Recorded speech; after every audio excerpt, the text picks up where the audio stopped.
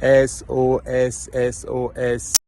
na bino ba pisciculteur na bino ba oza expérience mingi koleka ngai yo na équipe na ngai nani akoki kosunga ngai na problème on aza nango nazo lancer SOS na ba pisciculteur nyonso surtout ba bazo sala reproduction artificielle ya ba clarias topé ya ba mabundu donc naza na mama na problème na habité soki côté nini esika nini na osala na équipe na ngai tozo sala erreur na tango ya kolinga ko produire ba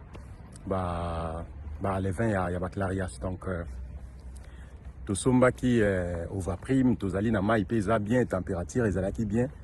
et tomeki kobotisa bambisi yango na façon moko artificielle donc elobi tozwi mbisi ya mwasi tobimisi maki na ye totia yango na sani très bien tozwi mbisi ya mobali tobimisi mai na ye na batesikili na ye na mokongo na ye topasolaki ye donc tobimisi batesikili wana tozokisi yango tobimisi mai na ye ya kimobali wana totie yango topanzi basperme yango nyonso na kati ya sani ezalaki na maki wana to balancer yango bien donc to mélanger yango très bien après wana tozwi yango totie yango likolo ya kakabane donc yungulu tosopi yango likolo ya kati wana nde bomona na image et puis tozwi yango totie yango na mai 48 heures après maki ezotala biso kaka 72 heures après maki ezotala biso nyonso ekomi pembe tomoni ata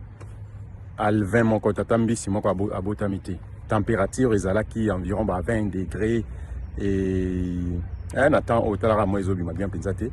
20 degrés et puis nini lisusu pH ya mai na biso ezalaki nango environ 6-8 boye donc tomeki yango à 3 reprises donc tozoyi bate soki problème eza wapi SOS SOS na bino ba pisciculteur na bino ba oza na expérience mingi koleka ngai oyo na équipe na ngai nani akoki kosunga ngai na problème onaza nango Lucien Boteki mbote na yo yango wana nani alongola ngai na problème onaza nango nasombaki nazongeli nasombaki Ovaprime oyo nabetaki na mbisi ya mwasi nanu avant na bimisa ye tobimisa maki wana na libumu na ye donc tobetaki etonga wana totiki avanda na tonga wana pendant 8 heures du temps et après sima wana nde environ 10 heures du temps après nde tobimisaki maki wana ye tomélanger yango na basperme donc toyebi te nayebi te eloko nini nasala nayebi te nani akoki kosunga ngai na problème wana naza nango donc SOS na bana Congo tu SOS na bino tu oyo bozoyoka mbela oyo boede ngai na ferme MP3X nabokolaka déjà mwa bangolo naza mpe na mwa mabundu mais nalingi reproduction wana nasimba yango bien mpo pisciculture na ferme na biso mpe ezwaka esika na yango emata donc mais nazokoka te mpo toyebi te bana bato équipe na ngai bacollaborateur na ngai bazomipesa mais ezopesela te Lucien Boteki olobi nini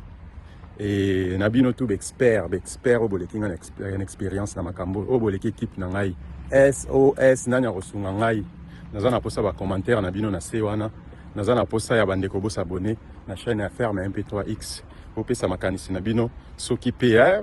numéro na ngai mpe eza nango wana bokoki kocontacte ngai poto solola miso mwa explication esala bien oyo mpe azali na formation ezali très bien oyo ezaki soki natindi mutu wana akei atangi ntango akozonga tomoni résultat akoki mpe kosala signe na se wana donc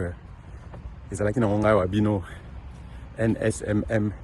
ferme MP3X tokomi mbala nsima merci.